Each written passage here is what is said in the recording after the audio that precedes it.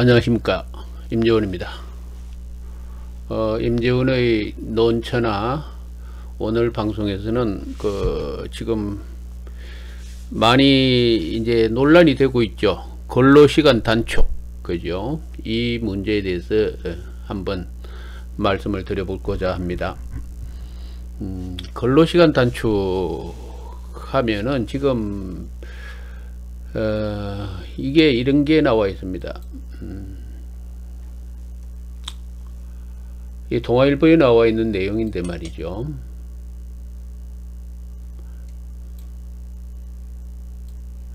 잔업, 야간, 주말, 특근 사라지면 생계가 막막함, 저소득, 정생산직, 직격탄 이렇게 되어 있습니다.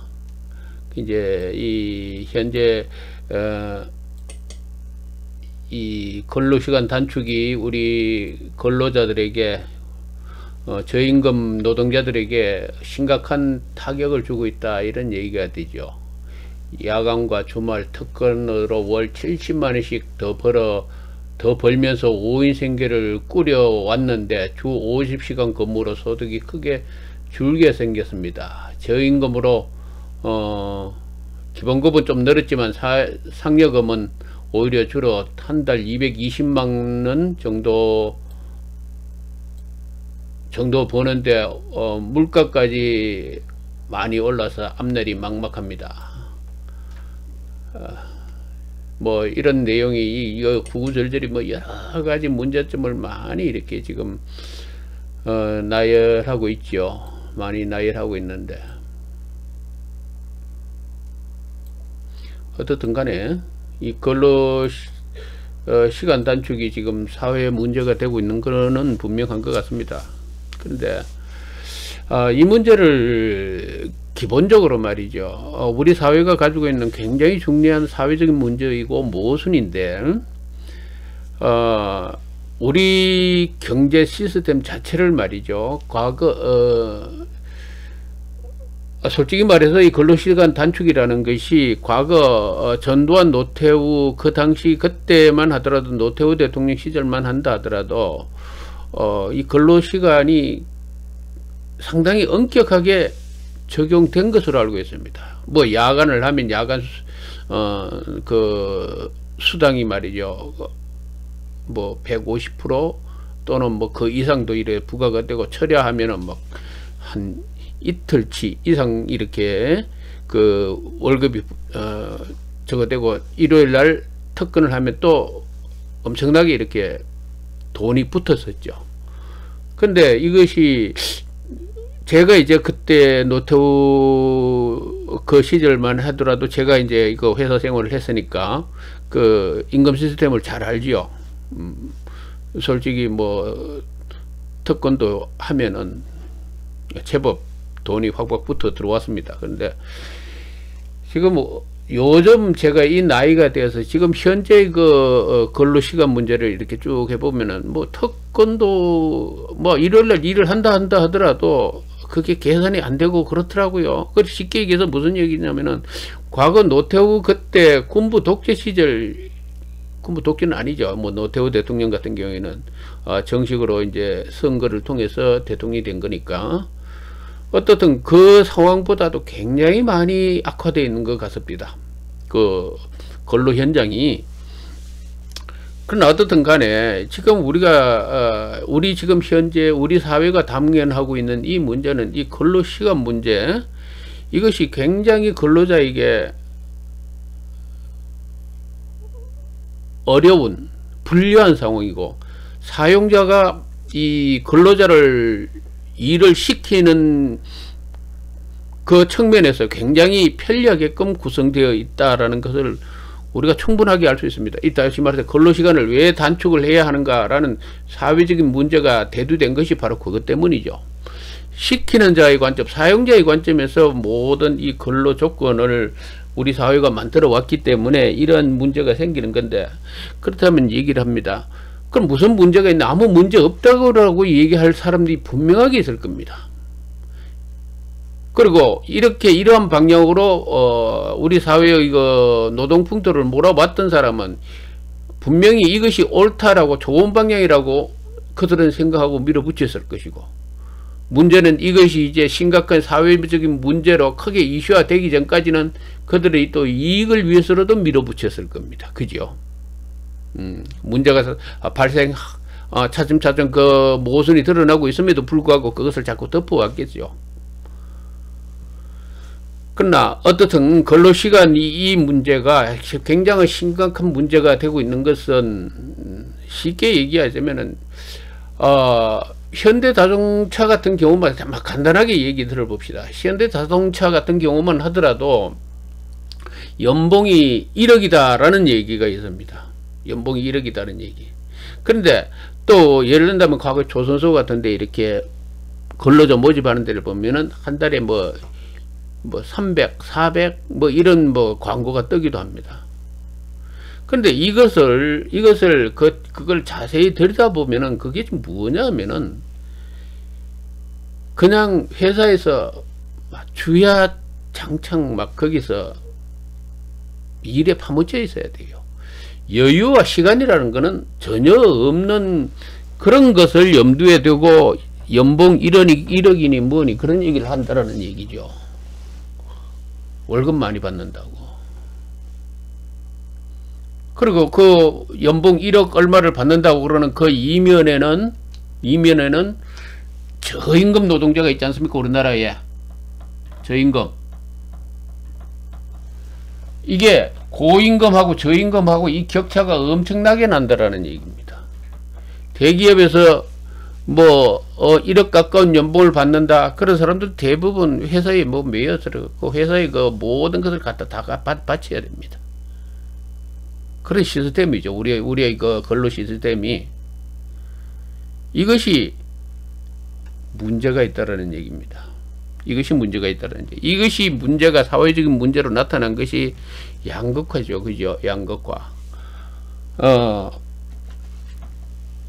이것은 우리 사회가 국민들이 예를 든다면은 대한민국 경제가 있다고 그래.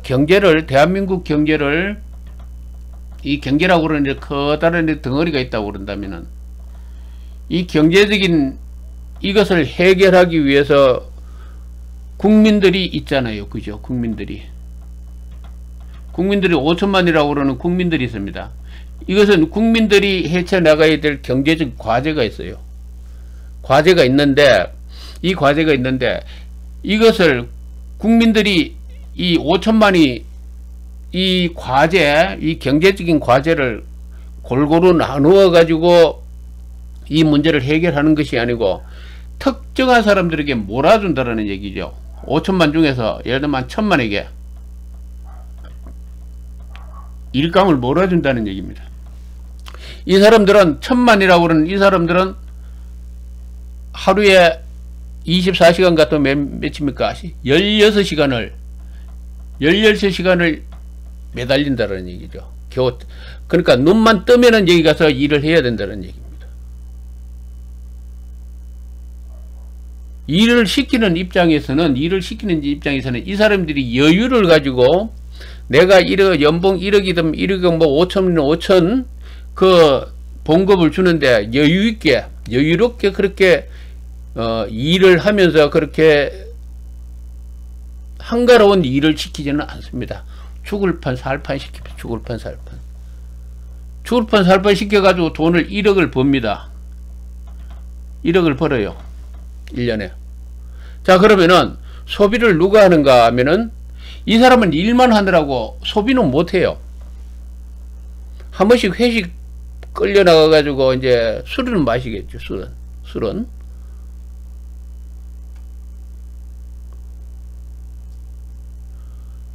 이 얘기는 그럼 이런 얘기를 합니다. 1억 가지고 1억 이것이 있는데 1억이 있는데 어디 뭐 저거 있잖아요. 1억 버는데 이제 여유로운 생활할 거다라고 얘기를 하지만은 물론 여유로운 생활을 하는 계층이 있습니다. 그런 계층이 있다고요. 근데 이 1억 연봉을 맞추려고 그러면은 365일 계속 해야 된다는 얘기. 그렇게 안 하고도 버는 1억 연봉을 맞추는 사람이 있다라는 얘기죠. 중요한 것은 여유로운 족속이 또 따로 있습니다.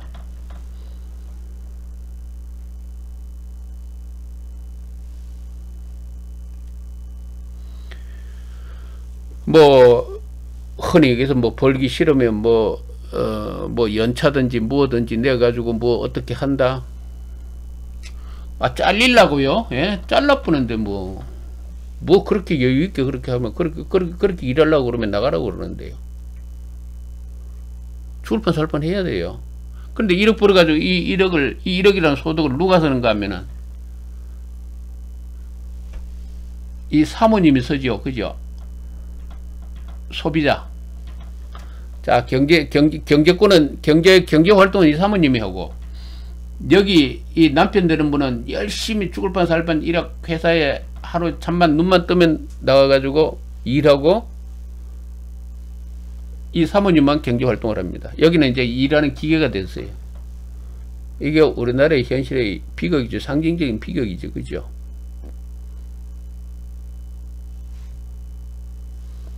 이런 경제 시스템을 만들어 놨다라는 얘기죠. 우리나라는.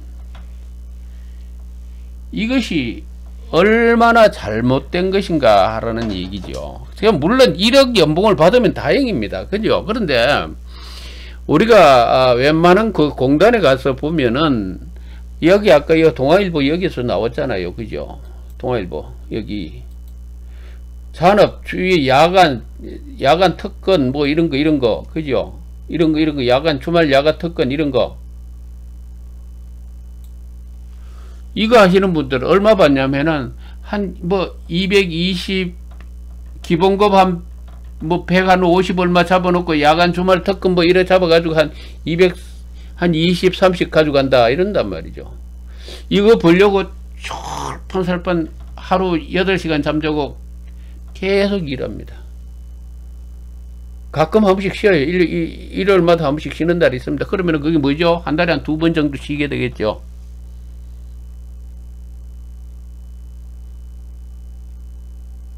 두 번 정도 쉰다란 말이죠. 예?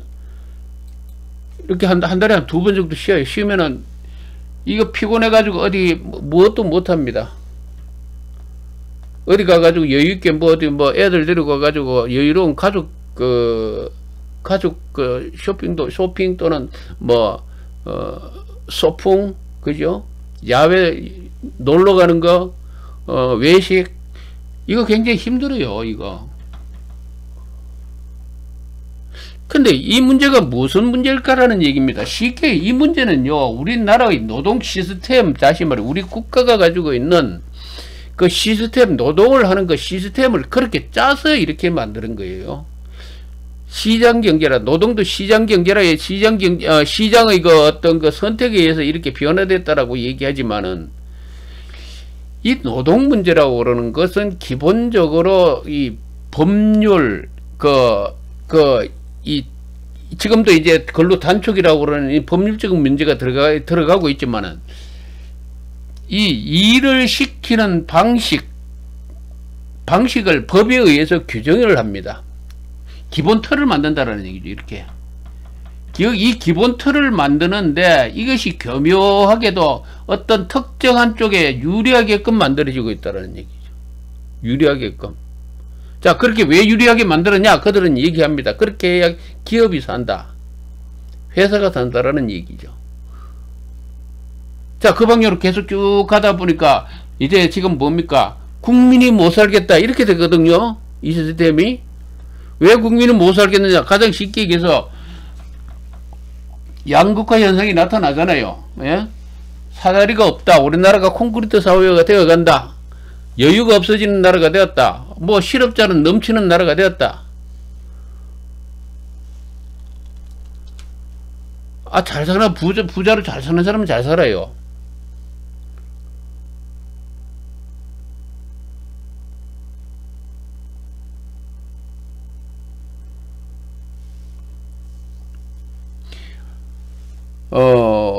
이 노동의 문제는 그죠. 노동의 문제는 이 노동이라고 그러는 건 나눌수록 좋습니다. 그죠. 나눠야 어떤 일이 있으면 일을 나누어서 하면은 어떤 일이 있다고 합시다. 일이 있는데 이 10사람이 있을 때에 이 10사람이 이 일을 나누어서 하면은 편하죠. 이 10사람이 다 행복합니다. 여기 임금 문제를 안 가지고 개입을 안 시키면은 10사람이 다 행복합니다. 그 결과를 골고루 나눌 수 있죠. 그런데 임금 문제가 들어가면은 이 10사람이 있는데 이 일을 2사람에게 맡깁니다. 그래서 나머지 8에게는 실업자가 되라고 얘기해요. 그리고 이 일을 하고 난 결과를 이 사람들이 다 가져가게끔 그렇게 구조를 짠다라는 얘기죠. 그러면은 이 8사람이 불행하고 이 2사람이 행복한가? 처음에는 행복한 것 같지요. 결과적으로 이 사회, 이 10명이 구성하고 있는 이 사회는 굉장히 불행해진다는 얘기입니다.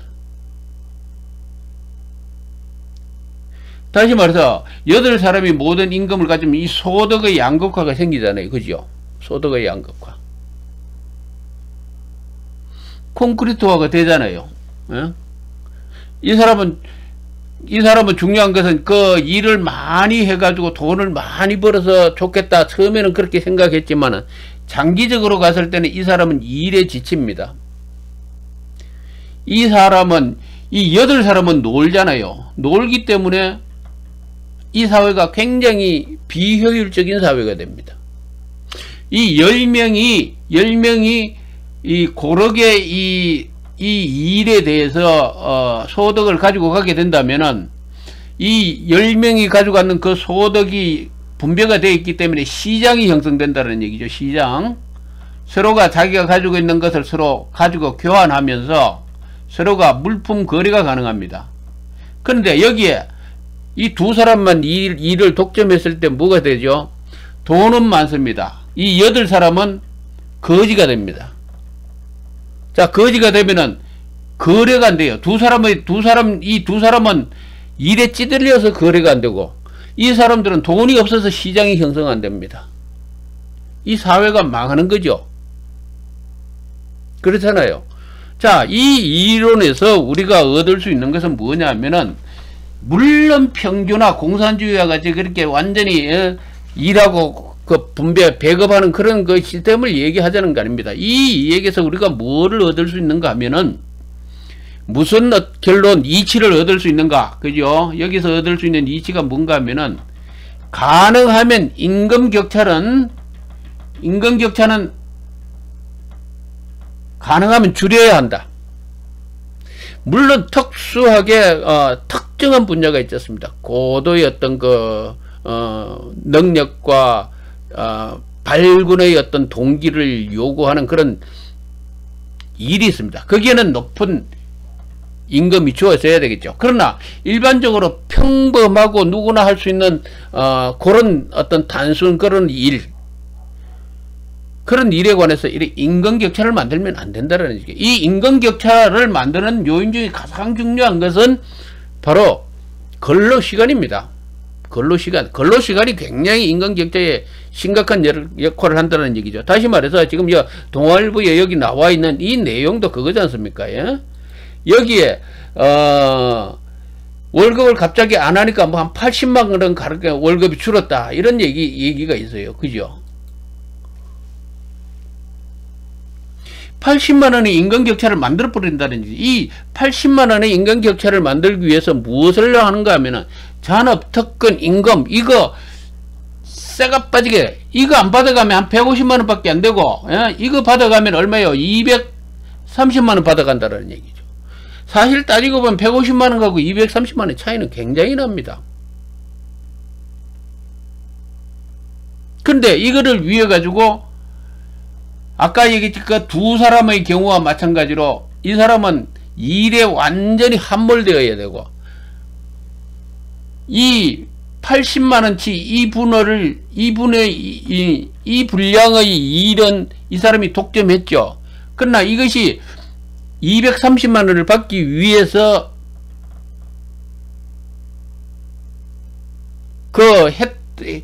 한 사람에게 받게끔 몰아줬던 그것을 타인에게 만약에 나누어 준다면은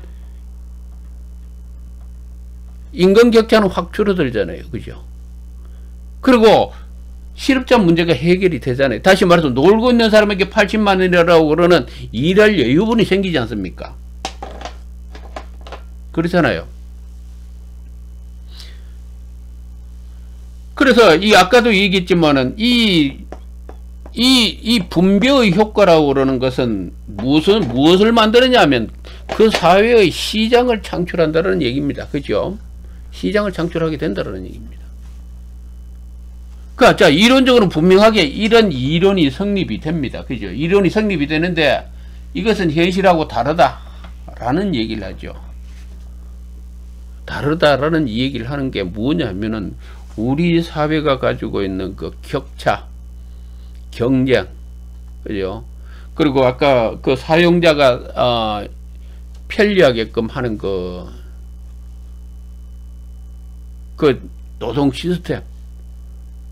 시스템에는 봐도 시간 문제가 있습니다. 시간의 문제. 어떤 식으로 일을 시켜라라는 것이 있죠. 다시 말해서 이 노동 문제, 이 노동 시간, 노동 시스템의 문제는 말이죠. 분명하게, 이 법률적인 시스템이 작동하는 것이고 그 판 위에서 이렇게 이 노동 시스템이라는 판 위에서 이 기본을 바탕으로 해가지고 일을 시키는데 이것이 소득과 일하는 사람들의 그 노동의 질 형태를 많이 좌우합니다. 그런데 이것을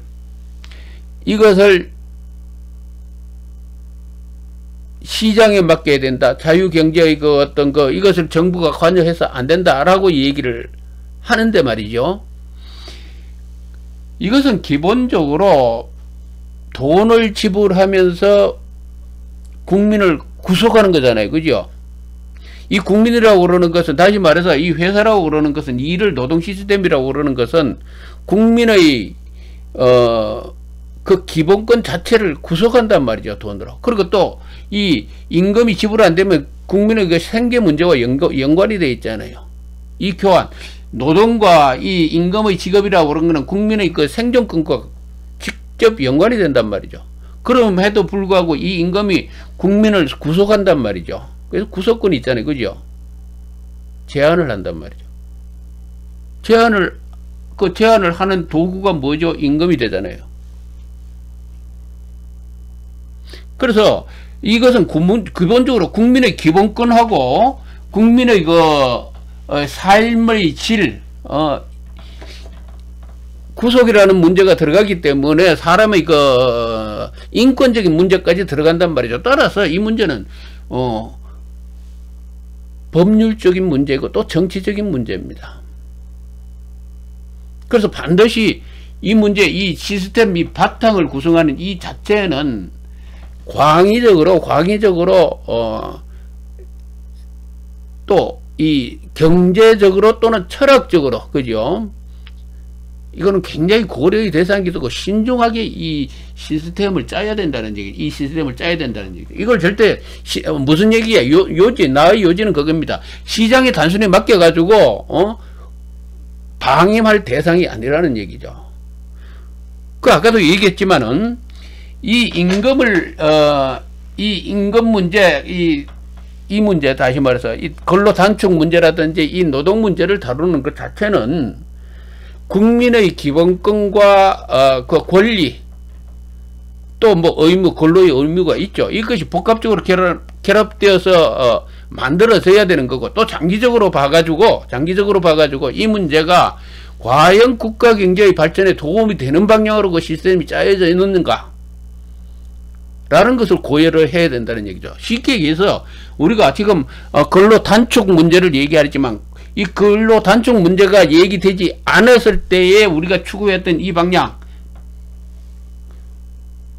산업, 특권, 일요일날 일 등등 이 일을 존중했던 그 시스템이 지금 현재의 모순이 드러나고 있기 때문에 대한민국 경제 발전의 그 한계점에 도달해 있기 때문에 우리 사회를 붕괴시킬지 모르는, 그리고 더 이상 발전 2만 불에서 3만 불로 이 고소득의 어떤 국가로 발전할 수 없게끔 만드는 기본 원인이 된다라는 얘기, 이런 모순에 도달했기 때문에 지금 이 문제가 사회적으로 부각되고 있단 말이죠. 그지요? 무슨 얘기냐면은 선진국에서 외국 독일이나 등등 기타 선진국에서, 앞서가는 선진국에서 근로시간이 많이 우리보다도 훨씬 적게 일하고 우리보다도 잘 살지 않습니까? 그 왜 그럴까요? 왜 그렇게 그 사람들은 그런 시스템으로 갔을 거냐라는 얘기죠. 왜? 그것이 국가 발전에 도움이 되기 때문에 그럽니다. 지금 스웨덴, 핀란드입니까? 핀란드 그 임금 기본 생계비 이렇게 나누어지는 그 임금 실험을 하고 있잖아요. 그죠? 기본소득 나누어지는 거. 그것도 왜 그렇게 할까요? 그것이 과연 국가 발전에 도움이 되는가 안 되는가를 그 시험하는 과정에 있습니다. 아직 그것이 정확한 결론이 난 건 아니지만 일체의 모든 것이 국가 경제 발전에 도움이 되는가 안 되는가에 초점이 만들어지는 건데, 그들이 지금 여태까지 실험해 왔던 그 결과는 이 근로시간 단축이라는 것이 기본적으로 국가 발전에 도움이 되더라는 얘기입니다. 인간 격차를 줄이는 것 또한 국가 경제의 발전이 도움이 되더라는 얘기입니다.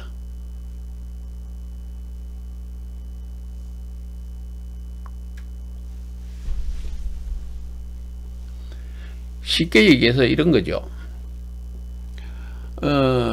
아까 얘기했지만 특정한 사람에게 임금을 몰아주니까 특정한 사람은 일에만 빠지고 돈 버는 기계로 전락하게 되고 나머지는 돈이 없어서 경제 활동을 할 수 없더라.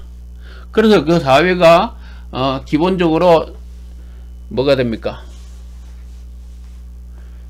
시장이 형성이 되지 않더라. 경제 활동이 이렇게 이 작용이 일어나지 않더라는 얘기죠. 경제라고 그러는 가장 좋은 것은 5천만 국민이 있다면 5천만 국민이 생산과 소비를 같이 해야 되죠. 그죠? 그래야 5천만이라는 시장이 형성되잖아요. 시장이 형성되지 않습니까? 그런데 5천만 중에서 1,000만만 돈이 많아가지고 시장을 형성하고 나머지 4천만은 가난해가지고 이거 지지리도 못 된다? 그럼 이 국가는 망하는 거죠, 뭐. 선진국 절대로 될 수 없습니다. 옛날의 경제가 그랬잖아요. 우리나라 왕조시대 때라든지 봉건시대 때는 그랬잖아요. 왕이라든지 귀족만 잘 살면 되죠. 나머지는 막 떼거지로 뭐 죽든지 살든지 놔두고. 그런 사회 발전이 안 됐잖아요. 그죠? 서구가 왜 발전했죠? 서구가 18세기 이후부터 중상주의 또는 뭐죠? 이 시민계층, 그죠? 이 해외로 이렇게 바다로, 그죠? 바다로 이렇게 진출함으로 인해가지고, 여기 이렇게 지도가 있습니다. 그죠? 미국, 여기고. 여기 유럽에서 이거 바다로 전부 진출했죠. 그죠? 이 바다로. 이쪽으로. 진출하면서 이 중산층이라고 그러는 그 계층이 생겼지 않습니까? 그죠? 시민계급이 생겼잖아요. 자, 전 국민들이 힘을 얻으니까 그것이 활발한 작용이 일어나니까 문화가 국가가 급격하게 강대국가 됐죠. 유럽의 급진적인 발전은 바로 그런 데 있죠. 그런데 우리 이제 중국이나 우리 대한민국 같은 경우는 어때서요? 이 황제 또는 임금을 중심으로 해서 몇몇 귀족들만 잘 살면 돼요. 나머지들은 전부 이 개돼지란 말이죠. 이거 결국 망하게 되어 있습니다. 따라서 이 5천만 국민이 있다면 5천만 국민의 경제를 만들어야 되는 것은 명확한 사실입니다. 명확한 사실이라는 얘기죠. 그래서 그렇기 때문에 우리는 이 양극화를 해소하기 위해서 소득 격차를 줄여야 되죠. 그죠? 소득 격차 줄여야 됩니다. 노동시간 단축해서 국민은 누구나 여유로운 삶을 살 수 있게 만들어야 됩니다. 이건 국가 시스템, 다시 말해서 노동 시스템을 통해서 만들어지는 것이고 그것이 형성되어지는 것입니다. 지금 현재 이 상황도 이 기본적인 노동 시스템에서 만들어진 거예요. 따라서 이 노동 시스템을 변화시켜 가지고 이 상황을, 지금 현재의 상황을 바꿔야 된다는 얘기죠. 그죠? 그렇지 않습니까? 우리 경제활동이라고 그러는 것은 이 경제 뭐 상법이라든지 또 노동법이라든지 등등에 의해 가지고 이 기본 바탕을 이래 만들어 놓았어요. 바탕을. 이 바탕 위에서 우리 국민들이 여기서 이 원칙, 법과 법률에 여기에 이 법의 원칙에 의해서 여기를 기초로 해 가지고 우리가 경제 활동을 합니다. 활동을 하게 돼 있어요. 지금 돈을 많이 벌고 어떤 소득이 높은 부류의 사람들은 이 경제 시스템의 이 바닥이 되는 바닥 원천, 이 혜택을 많이 받은 사람들이에요. 부동산 부자도 마찬가지죠. 그 국가 시스템의 그 법률적인 혜택을 엄청 받은 사람이고, 국가 경제 정책의 그 방향에 순리적으로 순응해가지고 같이 동참한 사람들이 대부분 부동산 부자가 됐죠. 우리는 대부분 부자 되려면 부동산 부자 돼야 되잖아요. 그죠? 부동산 부자이기 때문에 우리나라는 지역 정치가 발달되었고, 정당 정치가 이 지역 패거리라는 것이 사실은 부동산 이 경제하고 굉장히 연관이 있습니다.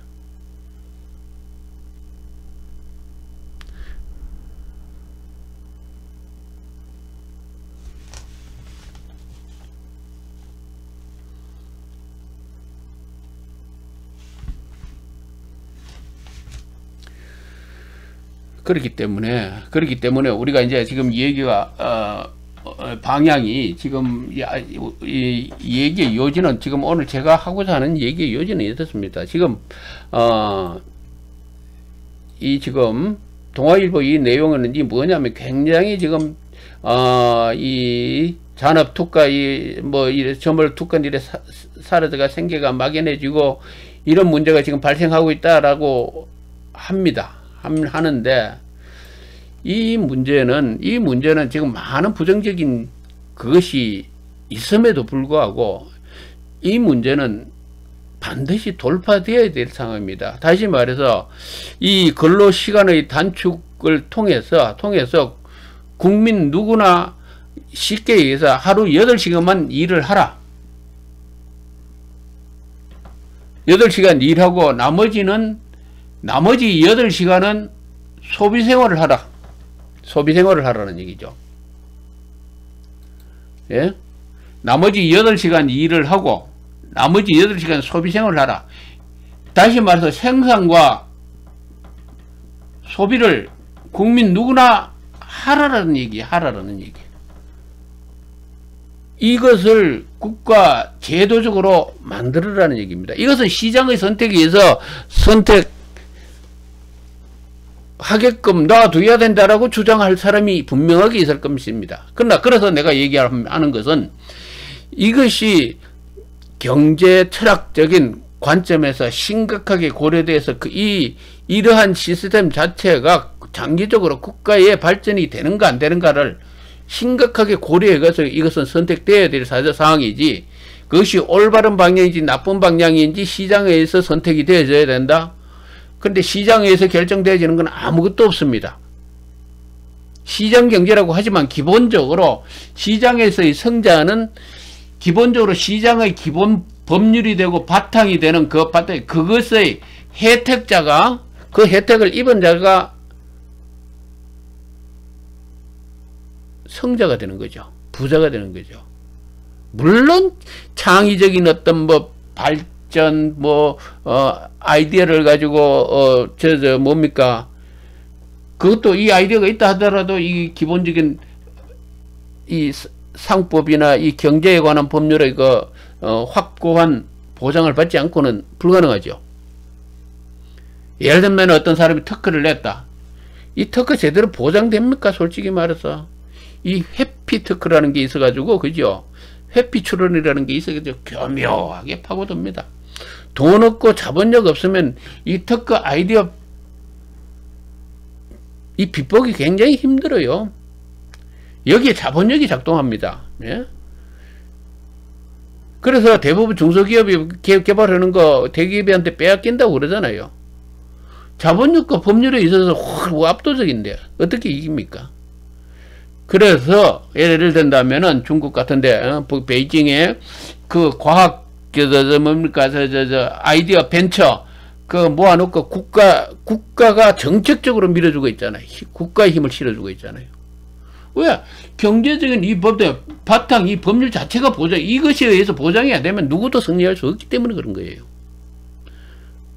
그래서 이 바탕이라는 것을 만드는 것에 있어서 굉장히 이 바탕을 잘 만든다는 건 중요하다는 얘기죠. 그 이 바탕을 만드는데 물론 아까 벤처 그런 모든 것이 포함되겠지만은 이 생산과 소비, 생산을 했던 사람은 반드시 소비에 참여할 수 있는 여유를 만들어줘야 됩니다.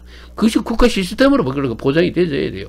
그 과정이 달리지 말아서 근로시간 단축이라는 얘기가 되죠. 근로시간 단축이라는 얘기가 됩니다. 이것으로서 국민이 생활할 수 있고, 조금 가난하지, 많이 조금 가난할지라도 생계를 유지하면서 소비 생활에 참여하라는 얘기죠. 그것이 장기적으로 국가 경쟁력 발전에 있어서 훨씬 유리하다는 얘기입니다. 전 국민이 시장에 참여하고 전 국민이 생산에 참가하는 시스템으로 만들어야 한다는 얘기죠. 이 산업특권 이것을 통해 가지고 소득을 올리고 인간 격차를 만들어 버리려고 하면은 여기에는 시장에 참여하지 않는 국민이 있고 일만 하는 기계화된 국민이 있다라는 얘기입니다. 우리나라 그랬잖아요. 외국 뭡니까 그 유명한 그 기업에서 우리나라에 이렇게 한 번씩 와가지고 보면은 24시간 서울에 이거 빌딩이 사무실이 불이 켜져 있다 깜짝 놀랐다고 그랬잖아요. 그거 왜 놀랍니까? 아니 그렇게 열심히 하는 것이 그렇게 자랑스러워요? 그거 잘한다고 생각하십니까? 이건 미개인들이 하는 거예요. 미개인들이 하는 겁니다. 더 이상 발전 가능성은 없어요. 여기는 어디까지나 하청업체로서 지금까지 경제적으로 성공했는지 모르지만은 더 이상 창조적인 국민이 될 수가 없습니다. 왜? 24시간 일을 하면은 24시간 일을 하면은 이거 한 가지만 판다라는 얘기입니다. 한 가지만 계속 집중한다. 창의라는 것은 어디에서 나오는가 하면 여유. 이 여유로운 과정에서 창의가 나옵니다. 창의성이 나옵니다. 한 것만 계속 들으면 창의성이 나오는가? 절대 그렇지 않습니다.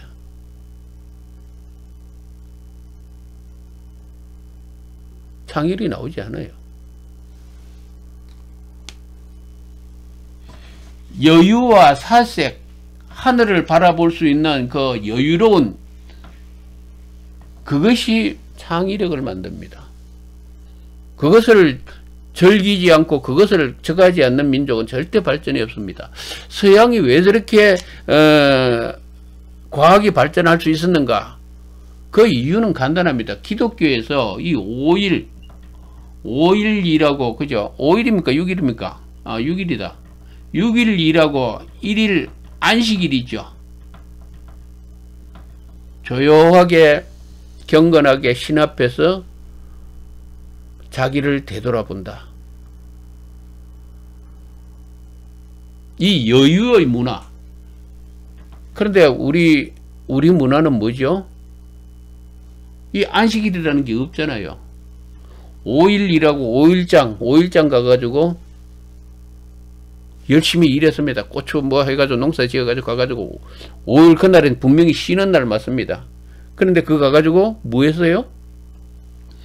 물론 교류하고 얘기하고 좋습니다. 그런데 술 먹잖아요. 놀잖아요. 또 덜썩하게 놀잖아요. 그리고 또 와서 뭐 하죠? 또 열심히 일합니다. 이거 사색할 시간이 없잖아요. 사색할 시간.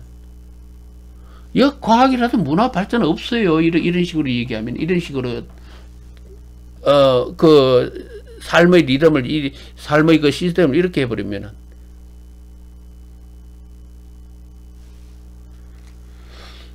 또 그렇죠. 이런 것이 굉장히 중요합니다.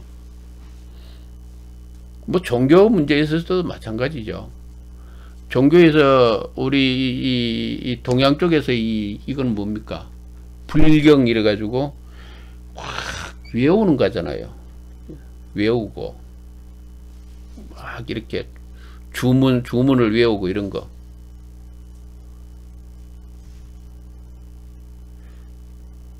조금 제 얘기가 조금 빛나지만은 우리나라 불교 쪽에서 서양의 이 기독교의 이 교회 그죠? 이 교회 말고 이 뭐라고 그러죠? 가톨릭 그죠? 이런 성당 같은데 이 신부가 과학의 발전에 굉장히 기여를 했지 않습니까? 그런데 자 여기서는 크게 노동을 뭐 그렇게 하지는 않습니다만은 노동하죠. 밥 먹고 살려면 또 노동해야죠. 그 나름대로 그 노동을 합니다. 그러나 어떻든 간에 여유와 저게 있는 것은 분명합니다. 그런데 서양의 교회는 이 서양의 이거는 뭡니까? 과학의 발전에 굉장히 심각한 어떤 공헌을 했는데 왜 우리 불교의 사찰에서는 과학의 발전이라고 그러는 어떤 그런 것에 기여한 어떤 그 흔적이 왜 없을까요? 난 지금 불교를 비판하고자 하는 것이 아니기 때문에 요 얘기는 요 정도로 마치겠습니다. 왜냐하면은 집중하지 말라는 얘기. 너무 한 곳에 몰아가지고 저거 하지 말라는 얘기죠. 근데 이제 뭐 아까 내가 불교에서 우리나라에 저거 발전한 게 없다고 그러지만은 이 동양의 불교 중에서는 이게 딱 한 가지 있죠. 딱 한 가지가 있습니다. 이 중국 소림사에 가면은 무술. 이 무술이라는 게 어떤 의미냐면 인체의 구조를 잘 발달시켰다. 아주 심오하게 발전시킨 공헌이 있습니다. 그 무술에서는. 그리고 의학. 소림의 의학이 있죠. 그죠? 굉장히 고도한 것으로 알고 있습니다. 뭐 그런 게 있듯이 우리 우리 이쪽의 종교에서도 좀 과학의 발전이라든지 이런 곳에 좀 저거 한 것이 있었으면 참 좋았을 텐데 그런 게 없죠.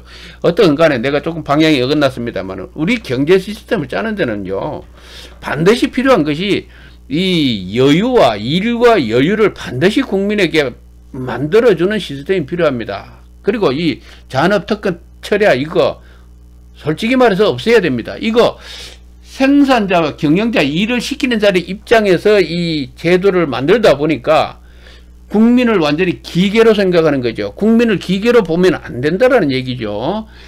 여유와 노동과 여유를 반드시 동시에 보장하는 시스템을 우리는 앞으로 구축해야 나가야 된다는 얘기죠.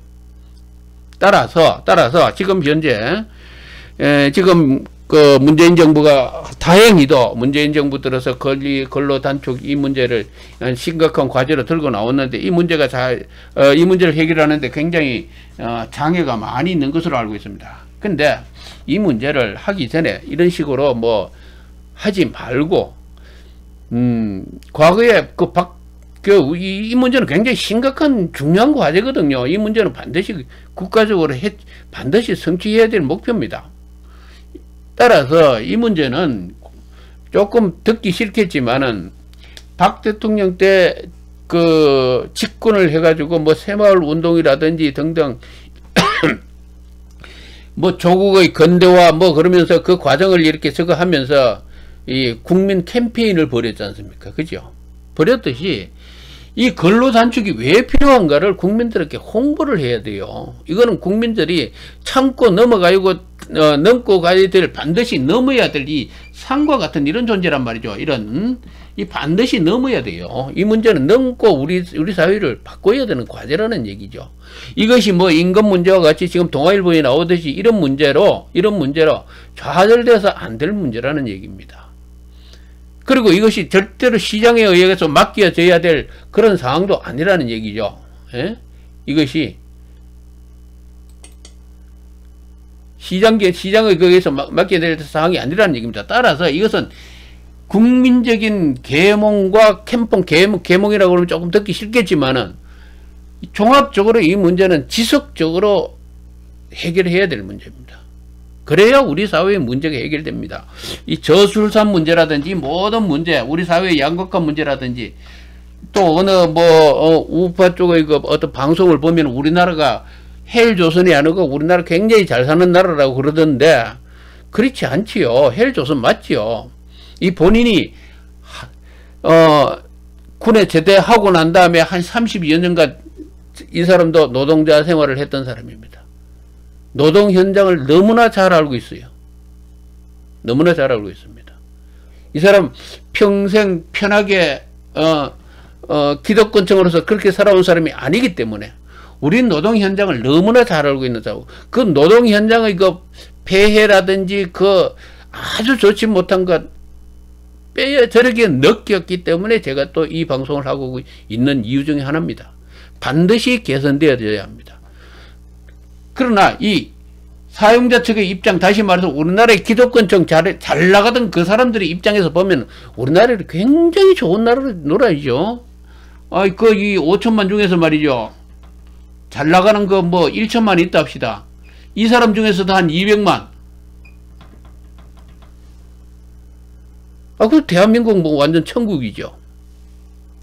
제가 작년에 병원에 입원을 했죠. 입원을 해가지고 사실 제가 사고로 좀 다쳐서 병원에 입원했는데 그 병원에 입원해 있으면서 나와서 있는데 그 같이 병원에 입원했던 분 두 사람 이 얘기를 내가 저와 비슷한 그 사고로 들어와서 그 치료를 받는 과정에 있었던 사람이죠. 근데 그 사람이 하는 얘기를 들었습니다. 그 사람 얘기한다는 얘기가 우리나라만큼 대한민국만큼 잘 살기 좋은 나라가 없다라고 얘기를 합니다. 살기 좋은 나라가 없다고. 난 그 얘기를 듣고 확 충격을 받았습니다. 누구는 한쪽에서 헬조선이라고 그러는데 저렇게 대한민국만큼 살기 좋은 나라가 없다라고 즉 다시 말해서 돈 있으면 살기 제일 좋은 나라라는 얘기입니다. 예? 가장 살기 좋은 나라. 서구 유럽 같은 데서는 그렇지 않죠. 임금이 임금이 거의 임금 격차가 없는 데다가 세금 많이 넣어야 되지. 뭡니까? 골치 아프잖아요. 그런 나라 가면은. 그래서 이게 뭡니까? 사회 간섭이 심한 나라잖아요. 그래서 사회주의라고 얘기하잖아요. 우리나라에서 뭐라고 그래서 서구 그쪽 경제 시스템을 따라가면 안 된다고 얘기하죠. 미국을 따라가야 된다. 미국은 빈부격차가 굉장히 심하죠. 예. 그 사람들이 만들어 놓은 사회가 바로 다시 말하자면은 굉장히 살기 좋은 대한민국만큼 세상에 살기 좋은 나라가 없다. 그 사회를 그 일부 사람들은 만들어 놓았어요. 그러나 우리 사회에 더 이상 굉장한 위기가 지금 들어와 있습니다. 예? 이거 시스템 개선해야 됩니다. 이 시스템 개선하려고 그러니까 이것이 사회주의니 뭐니 그런 식으로 얘기합디다. 예? 무슨 사회주의입니까? 사회주의니 무슨 주의가 중요한 게 아니고 현실에 놓여 있는 문제를 해소하자라는 얘기죠.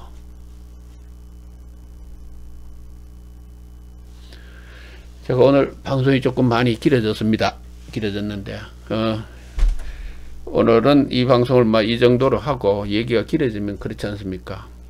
제 얘기에 동의하시고 저거 하신다면은 이렇게 추천 꾹 눌러주시고 구독 시청 눌러주시면은 다른 게 아니고 구독 시청 많이 눌러주시면 저에게는 도움이 되는 거니까 구독 신청 많이 눌러주시기를 부탁드리면서 오늘 방송은 여기서 끝내고자 합니다. 다음에 뵙겠습니다.